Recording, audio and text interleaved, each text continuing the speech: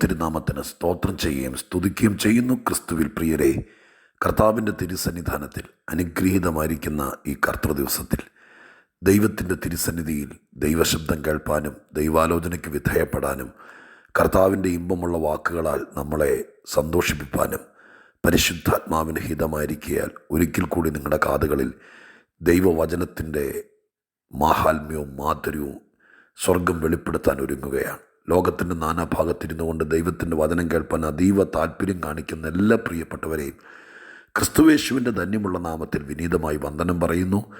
വചനം തന്നും വാക്ക് പാലിച്ചും വാഗ്ദത്തങ്ങൾ നിറവേറ്റിയും എപ്പോഴും നമ്മോട് കൂടെ ഇരുന്ന് നമ്മെ ജയോത്സവമായി നടത്തുന്ന നമ്മുടെ വാഴ്ത്തപ്പെട്ട കർത്താവിന് മഹത്വവും പുകഴ്ചയും ആരാധനയും എല്ലാം ഒന്നിച്ചർപ്പിച്ചുകൊണ്ട് കർത്താവിൻ്റെ തിരുപാദപീഠത്തിൽ തിരുമൊഴികൾക്കായി കാത്തിരിക്കുമ്പോൾ എപ്പോഴും ദൈവത്തിൻ്റെ ദൂതിൻ്റെ കലവറകൾ തുറന്നു നിന്ന് നമ്മെ ധൈര്യപ്പെടുത്തുന്നതിന് ഒത്തിരി സ്തോത്രവും സ്തുതിയും ദൈവത്തിന് അർപ്പിച്ചുകൊണ്ട് ഇന്നത്തെ ദൈവാലോചനയ്ക്ക് ആധാരമായിരിക്കുന്ന വേദവാക്യം ഞാൻ നിങ്ങളെ വായിച്ചു കേൾപ്പിക്കാൻ ആഗ്രഹിക്കുന്നു.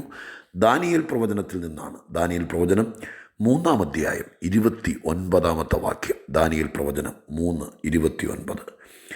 ഈ വിധത്തിൽ വിടുവിപ്പാൻ കഴിയുന്ന മറ്റൊരു ദൈവവും ഇല്ലായ്ക കൊണ്ട് ഏത് ജാതിക്കാരിലും വംശക്കാരിലും ഭാഷക്കാരിലും ആരെങ്കിലും ശദ്രക്കിൻ്റെയും മേശക്കിൻ്റെയും അബേദ്നെഗോവിൻ്റെയും ദൈവത്തിന് വിരോധമായി വല്ല തെറ്റും പറഞ്ഞാൽ അവനെ കഷ്ണം കഷ്ണമായി ശകലിക്കുകയും അവൻ്റെ വീട് കുപ്പക്കുന്നാക്കുകയും ചെയ്യുമെന്ന് ഞാനൊരു വിധി കൽപ്പിക്കുന്നു.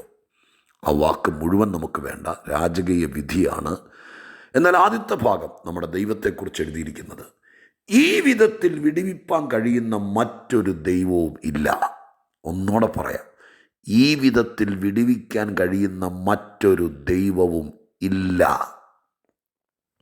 നെബൂഖദ്നേസർ രാജാവാണ്. ബാബിലോൺ സാമ്രാജ്യത്തിൻ്റെ ചക്രവർത്തിയായി ദീർഘകാലങ്ങൾ അധികാരത്തിലിരുന്ന നെബൂഖദ്നേസർ ലോകപ്രസിദ്ധനായിരിക്കുന്ന രാജാവായിരുന്നു അദ്ദേഹം. ആ രാജാവിൻ്റെ കൽപ്പനയാണ് രാജ്യത്തിലേക്ക് പുറപ്പെടുവിച്ചത്. എബ്രായ ബാലന്മാർ, ശദ്രക്ക് മേശക്ക് അബേദ്നെഗോ എന്നറിയപ്പെട്ട എബ്രായ ബാലന്മാരെ അവർ വിഗ്രഹത്തെ ആരാധിച്ചില്ല. രാജാവ് നിർത്തിയ വലിയ ബിംബത്തെ നമസ്കരിച്ചില്ല. ഒരു രാജ്യം മുഴുവൻ ഒരു രാജാവ് ലോഹവിഗ്രഹം നിർമ്മിച്ചിട്ട് ചൂണ്ടിക്കാണിച്ചിട്ട് ദേ അതാ ദൈവം എന്ന് പറഞ്ഞപ്പോൾ അതാണ് ദൈവം എന്ന് വിചാരിച്ചുകൊണ്ട് രാജകൽപ്പനയുടെ മുമ്പിൽ ദൈവത്തെ മാറ്റിയെടുക്കാൻ മനസ്സില്ലാത്ത എബ്രായ ബാലന്മാർ, നിങ്ങൾ ആ വാക്കുകളൊക്കെ ശ്രദ്ധിക്കണം കേട്ടോ. പ്രത്യേകിച്ച് യൗവനക്കാരായ പ്രിയപ്പെട്ടവർ രാജ്യം വിട്ട് മറ്റിതര ദേശത്ത് പോയി ഉപജീവനത്തിനോ പഠനത്തിനൊക്കെ പോയിരിക്കുന്ന നിങ്ങളുടെ പ്രായമായിരിക്കും ഒരുപക്ഷെ അന്ന് ദാനിയേലിന്, എബ്രായ ബാലന്മാർക്ക്. ഇപ്പോൾ യൗവനക്കാരായ പ്രിയപ്പെട്ടവർ എപ്പോഴും ദാനിയേൽ പ്രവചനം ഒരു രാഷ്ട്രീയ പ്രവചന ഗ്രന്ഥമാണെങ്കിലും അതിലെ ഈ പറയപ്പെട്ട വ്യക്തികളെ നിങ്ങൾ തിരുവെഴുത്തിൽ നിന്ന് വായിച്ച് ഗ്രഹിച്ച് മനസ്സിൽ അവരുടെ നയങ്ങൾ സംഭരിക്കുന്നത് നല്ലതാണ്.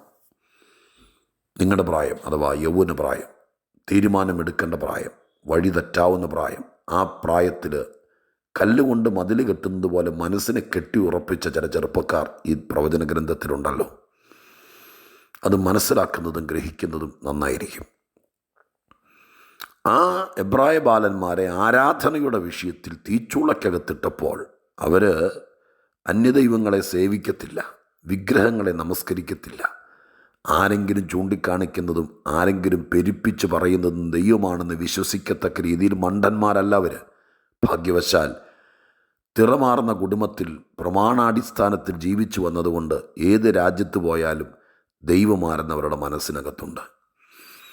രാജകീയ കൽപ്പന ലംഘിച്ചു എന്നുള്ള കുറ്റം ചാർത്തി അവരെ 7 മടങ്ങ് തീച്ചൂള വർദ്ധിപ്പിച്ചിട്ട് അതിനകത്ത് ചാരമായി തീരാൻ വേണ്ടി ബന്ധിച്ച് കെട്ടി എറിഞ്ഞു എന്ന് വേണം പറയാൻ. പക്ഷേ കെട്ടഴിഞ്ഞ് 3 പേർക്ക് പകരം 4 പേര് തീച്ചൂളക്കകത്ത് നടക്കുന്നത് കണ്ട് രാജാവ് അമ്പരന്നു. തീച്ചൂളയുടെ വാതിക്കൽ ചെന്ന് വേഗം പുറത്തു വരാൻ കൽപ്പിച്ചു. അങ്ങനെ അവർ പുറത്തു വന്നു. പുറത്തു വന്ന അനന്തരം രാജാവ് രാജ്യത്തോട് കൽപ്പിച്ച കൽപ്പനയാണ് നമ്മൾ വായിച്ചത്. അവിടെ നമ്മുടെ ദൈവത്തെക്കുറിച്ച് എഴുതിയിരിക്കുന്ന രാജാവ് പറഞ്ഞിരിക്കുന്ന ഒരു വാക്ക് ശ്രദ്ധേയമാണ്. അതിപ്രകാരമാണ്, ഈ വിധത്തിൽ വിടുവിക്കാൻ കഴിയുന്ന വേറൊരു ദൈവമില്ല. ഈ വിധത്തിൽ എന്ന വാക്ക് എന്നെ ചിന്തിപ്പിച്ചു. ഞാൻ വിശദീകരിക്കാം. ദൈവത്തിന് ദൈവത്തിൻ്റേതായ ശൈലിയുണ്ട്. ദൈവത്തിന് ദൈവത്തിൻ്റെതായ രീതിയുണ്ട്. ദൈവം എന്തെങ്കിലും ചെയ്താൽ അത് ദൈവമാണ് ചെയ്തത് എന്ന് പ്രത്യേകിച്ച് ആരും വിളിച്ചു പറയണ്ട. ആ പണി കാണുമ്പോൾ അറിയാം അതാരാ ചെയ്തതെന്ന്.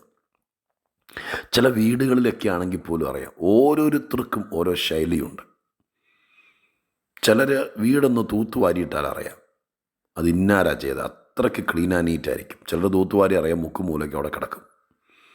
ചിലർ ആഹാരം പാകം ചെയ്താൽ അറിയാം അത് ഇന്നാരുണ്ടാക്കിയ മീൻകറിയാണ്. കൈപ്പുണ്യം എന്നൊക്കെയാണ് മലയാളികൾ അമ്മച്ചിമാർ പണ്ട് പറഞ്ഞുകൊണ്ടിരുന്നത്. അത് അവരുടെ ടേസ്റ്റ്, അവരുടെ അഭിരുചി, അത് തൊടുമ്പോഴറിയാം. ചില കമ്പനിക്കാരുടെ ഫുഡ് അതിനൊരു പ്രത്യേക ടേസ്റ്റാണ്. ആ ശൈലി, ആ രീതി, ചിലരുടെ എഴുത്തിന്, ചിലരുടെ പ്രവൃത്തിക്ക്, എല്ലാത്തിനും ഒരു ദൈവത്തിന് ഒരു പ്രവർത്തന ശൈലിയുണ്ട്. ദൈവത്തിനൊരു രീതിയുണ്ട്. നമുക്കറിയാം, ഈ ചില പോലീസ് ഡിപ്പാർട്ട്മെൻറ്റിലെ ആളുകൾക്കറിയാം, ചില കുറ്റകൃത്യങ്ങൾ അവർ അന്വേഷിക്കുമ്പോൾ ആ കുറ്റകൃത്യത്തിൻ്റെ രീതി, ഒരു കൊലപാതകം നടത്തിയാൽ ആ രീതി ആദ്യം അവരന്വേഷിക്കുന്നത് ആ ശൈലിയിൽ മറ്റ് ഏതെങ്കിലും കൊലപാതകങ്ങൾ നടന്നിട്ടുണ്ടോ. റിപ്പർ ചന്ദ്രൻ എന്ന് പറയുന്ന ഒരാളെക്കുറിച്ച് ഒരു കാലത്ത് കേട്ടിരുന്നു. അദ്ദേഹം ഒരാളെ കൊല്ലുവാണെങ്കിൽ അതിനൊരു രീതിയുണ്ട്. എനിക്ക് തോന്നുന്നു നെറ്റിയിൽ ചുറ്റിയേക്കിടിച്ച് അടിച്ചു കൊല്ലുക. ക്രൂരമാണ്. അപ്പം ആ രീതി കാണുമ്പോൾ അറിയാം ഇത് വേറെ ആരുമല്ല, ഇന്നവനാ ചെയ്തത്. ചില മോഷ്ടാക്കൾ, അവരുടെ മോഷണ ശൈലിയുണ്ട്, രീതിയുണ്ട്. ആ ശൈലി കാണുമ്പോൾ അറിയാം ഇത് വേറെ ആരുമല്ല, അവൻ തന്നെയാണ്. മനസ്സിലാവുന്നുണ്ടല്ലോ? ഇതുപോലെ ദൈവം ഒരു മനുഷ്യന് വേണ്ടി പ്രവർത്തിച്ചാൽ, ദൈവം ഒരു വിഷയത്തിൽ ഇടപെട്ടാൽ, ദൈവം ഒരു കേസ് തീർത്താൽ, ദൈവം ഒരു വഴക്ക് ശമിപ്പിച്ചാൽ, ദൈവം ഒരുവനെ ഉയർത്തിയാൽ, ദൈവം ഒരുവനെ ഇല്ലാതാക്കിയാൽ, അത് കാണുമ്പോൾ അറിയാം ഇത് ഈ വിധത്തിൽ വേറെ ആർക്കും ചെയ്യാൻ കഴിയുകയില്ല. നമ്മുടെ ദൈവത്തിൻ്റെ പ്രവൃത്തി വ്യത്യസ്തമാണ്. എല്ലാവരും ചെയ്യുന്നത് പോലല്ല, എല്ലാവരും പ്രവർത്തിക്കുന്ന പോലെയല്ല, എല്ലാവരുടെയും പ്രവർത്തന ശൈലിയല്ല നമ്മുടെ ദൈവത്തിന്. നമ്മളത് മനസ്സിലാക്കിയിരിക്കണം. എന്താണ് രാജാവ് ഇത് പറയാനുണ്ടായിരുന്ന പ്രചോദനം? 27-ാമത്തെ വാക്യത്തിനകത്ത് വായിക്കുമ്പോൾ, തീച്ചുളക്കകത്തുനിന്ന് പുറത്തെടുത്ത എബ്രായൻ ബാലന്മാരെ കാണാൻ വേണ്ടി രാജ്യത്തിലെ പ്രഭുക്കന്മാരും രാജ്യത്തിലെ മഹത്തുക്കളും രാജ്യത്തിലെ പ്രസിദ്ധരായിരിക്കുന്ന ആളുകളെല്ലാവരും ഒന്നിച്ചുകൂടിയപ്പോൾ ആ പുരുഷന്മാരുടെ ദേഹത്തിന് തീ പിടിക്കാതെയും അവരുടെ തലമുടി കരിയാതെയും കാൽച്ചട്ടയ്ക്ക് കേടുപറ്റാതെയും തീയുടെ മണം പോലും തട്ടാതെയും ഇരുന്നത് കണ്ടപ്പോൾ, ഈ വിധത്തിൽ വിടിവിക്കാൻ കഴിയുന്ന വേറൊരു ദൈവമില്ല. ദൈവം ഒരുവനെ വിടുവിച്ചാൽ പാതി ചത്തും പാതി വെന്തും കരിക്കട്ട പോലെ തലമുടി കരത്തും ചുണ്ട് കത്തിപ്പോയി ഒന്നുമല്ല. ഒരുത്തൻ്റെ വിഷയത്തിൽ ദൈവം ഇടപെടാൻ തീരുമാനിച്ചാൽ മണം പോലും, ആ വിഷയത്തിൻ്റെ മണം പോലും അടിക്കാതെ, എടുത്തെഴുതിയിരിക്കാതെ കേട്ടോ, ഒരു മണം പോലും, ഒരു നാറ്റം പോലും ആ വിഷയത്തിനകത്ത് സംഭവിക്കാതെ അതിൽ നിന്ന് രക്ഷിച്ച് പുറത്തു കൊണ്ട് ഈ വിധം വിടിവിക്കാൻ, എൻ്റെ പൊന്നു പ്രിയപ്പെട്ടവരെ, നിങ്ങൾ വിചാരിച്ചിരിക്കുന്നത് പോലെ നിങ്ങളുടെ വിഷയം ആകപ്പാടെ നാറിയ കേസായി. ഞാൻ ആ വാക്കൊക്കെ തെറ്റിദ്ധരിക്കരുത്, എല്ലാവർക്കും മനസ്സിലാൻ വേണ്ടി പറയുക കേട്ടോ. അതപ്പതിച്ച വാക്കുകൾ ഷാജി പാസ്റ്റർ പറഞ്ഞു എന്ന് പറയരുത്, എല്ലാവർക്കും മനസ്സിലാകാൻ വേണ്ടി പറയുക. അത്രയ്ക്ക് ചീഞ്ഞു നാറി, ഇനി രക്ഷയില്ല, ഇനി ഇങ്ങരുടെ കൂടെ ജീവിച്ചാൽ ഒക്കെയല്ല. നിൽക്ക്, അങ്ങനെ ഒരു തീരുമാനം എടുക്കാൻ നിൽക്ക്. പിന്നെ ദൈവം ഒരു കേസ് തീർത്താൽ, ദൈവം ഒരു മനുഷ്യനെ രൂപാന്തരപ്പെടുത്തിയാൽ, ദൈവം ഒരു മനുഷ്യൻ്റെ മനസ്സ് മാറ്റിയാൽ, ദൈവം ഒരു മനുഷ്യനെ മാനസാന്തരപ്പെടുത്തിയാൽ, ദൈവം ഒരു മനുഷ്യനെ പുതിയ മനുഷ്യനാക്കി മാറ്റിയാൽ, ദൈവം ഒരുവൾക്ക് വേണ്ടി പ്രവർത്തിച്ചാൽ, അത് മണം പോലും ഏക്കാതെ ചെയ്തു തരുമെന്ന്. ഈ വിധം പ്രവർത്തിക്കുന്ന വേറൊരു ദൈവം ഇല്ലെന്ന്. അതേന്നേ ദൈവത്തെക്കുറിച്ച് എഴുതിയിരിക്കുന്ന വാക്കുകൾ, എൻ്റെ കർത്താവിനെ കുറിച്ച് എഴുതിയിരിക്കുന്ന വാക്കുകൾ, എബ്രായർ 7:25 ഞാൻ ഒത്തിരി ഉപയോഗിക്കുന്ന വാക്യങ്ങളാണ്. അവിടെ പറയുന്നു, കർത്താവ് എന്തെങ്കിലും ചെയ്താൽ അവൻ പൂർണ്ണമായി രക്ഷിപ്പാൻ പ്രാപ്തൻ. ഒരു ഇച്ചിരി ചെയ്തിട്ട് ഇതേ ഒത്തുള്ളത്, ഇനി അത്രയും കൊണ്ട് പോകാൻ പറയുന്നവനല്ല, പൂർണ്ണമായി രക്ഷിപ്പാൻ. കർത്താവ് ഒരിക്കലും ഒരു മനുഷ്യൻ്റെ കണ്ണ് തുറന്നു. അപ്പോൾ അവനെ ആദ്യം ട്രീറ്റ് ചെയ്തിട്ട് നോക്കി പോകാൻ പറഞ്ഞു, ഞാൻ മനുഷ്യനെ കാണുന്നുണ്ട്, എല്ലാവരെയും മരം പോലെയാണ്. കർത്താവിനെ വിട്ടില്ല. കാരണം കർത്താവിൻ്റെ ശൈലി അതല്ല. മനുഷ്യനെ മരം പോലെ കാണത്തക്ക രീതിയിൽ തുറന്നു വിടുന്നവനല്ല, മനുഷ്യനെ മനുഷ്യനായി കാണത്തക്ക രീതിയിൽ തുറന്നു വിടുന്നവനാണ് യേശു.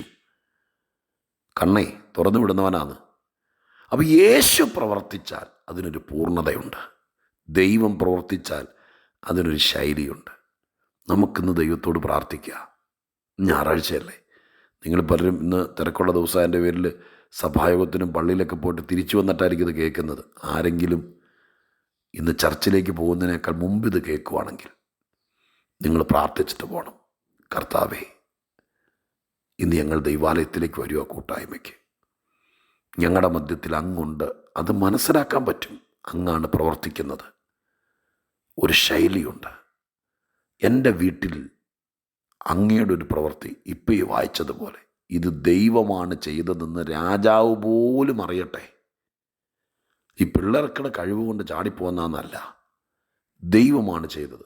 ആർക്കും ചെയ്യാൻ പറ്റാത്ത കാര്യങ്ങൾ ചെയ്തു കഴിയുമ്പോൾ ശത്രുക്കൾ പോലും പറയട്ടെ, ഇത് ചെയ്തത് ദൈവമാണ്. ഇതിൻ്റെ ശൈലി കണ്ടാൽ അറിയാം, ഇത് കാശ് കൊടുത്തുണ്ടാക്കിയ പദവിയല്ല, ഇത് ആരുടെയെങ്കിലും കാല് പിടിച്ച് മേടിച്ച വിടുതലുമല്ല, ഇത് ദൈവമാണ് ചെയ്തത്. നിങ്ങളുടെ മക്കളുടെ ജീവിതത്തിൽ, നിങ്ങളുടെ മക്കളുടെ കുടുംബജീവിതത്തിൽ, നിങ്ങളുടെ സ്വന്തം ലൈഫിൽ, നിങ്ങളുടെ ബിസിനസ്സിൽ നിങ്ങളുടെ കടഭാരം മാറ്റിത്തരുമ്പോൾ, നിങ്ങളുടെ കുഞ്ഞിൻ്റെ വിവാഹം നടത്തി കഴിയുമ്പോൾ ഇത് യഹോവയാൽ സംഭവിച്ചു. ആ ഒരു ശൈലി, ഇത് ദൈവമാണ് ചെയ്തത്. ആ ഒരു ശൈലി അത് ശരിക്കും വെളിപ്പെടട്ടെ, ആ മുദ്ര പതിയട്ടെ. ഒന്ന് ചിന്തിച്ചേക്കണേ, ഈ ദൂത് ഗ്രഹിച്ചേക്കണേ, ഒന്ന് ധ്യാനിച്ചേക്കണേ. ഇത് ഇപ്പം തിടുക്കം പിടിച്ച് കേട്ടോ, പിന്നെ ഒന്നുകൂടെ ധ്യാനിക്കണം. അതുപോലത്തെ ഒരു സൗഖ്യം ദൈവമാണ് ചെയ്തത് എന്ന് തെളിയത്തക്ക രീതിയിലൊരു സൗഖ്യം എനിക്ക് തരണേ എന്ന് നമുക്ക് പ്രാർത്ഥിക്കാം. പരിശുദ്ധ ദൈവമേ, ഞങ്ങളുടെ സ്വർഗീയ പിതാവേ, അങ്ങയ്ക്ക് അങ്ങയുടേതായി മാത്രം ഒരു പ്രവർത്തന ശൈലിയുണ്ട്, ഒരു വിടുവിക്കുന്ന വിധമുണ്ട്, രക്ഷിക്കുന്ന ഒരു രീതിയുണ്ട്, ഒരു ശൈലിയുണ്ട്. ഞങ്ങളത് പുസ്തകത്തിൽ നിന്ന് മനസ്സിലാക്കുന്ന കർത്താവേ, ഞങ്ങളത് ഗ്രഹിച്ചുകൊണ്ട് പ്രാർത്ഥിക്കുന്നു. ഞങ്ങളുടെയൊക്കെ ജീവിതത്തിൽ ഇത് കേട്ട് ധ്യാനിച്ച് പ്രാർത്ഥിക്കുന്നവരുടെ ജീവിതത്തിൽ അങ്ങാണിത് ചെയ്തതെന്നവരുടെ കുടുംബത്തിൽ എല്ലാവരും പറയേണ്ടതിന് ആ വിധത്തിൽ ഒരു രക്ഷ, ഒരു വിടുതൽ, ഒരു ഉയർച്ച, ഒരു ജയം ദൈവം കൊടുക്കണം കർത്താവേ. ഞങ്ങളത് പ്രതീക്ഷിക്കുക കേട്ടോ. എൻ്റെ കർത്താവിൻ്റെ സന്നിധിയിൽ പ്രതീക്ഷിക്കുക. അത്ഭുതം നടക്കും. യേശുവിൻ നാമത്തിൽ പ്രാർത്ഥിക്കുന്നു. കേൾക്കണമേ പിതാവേ. ആമേൻ.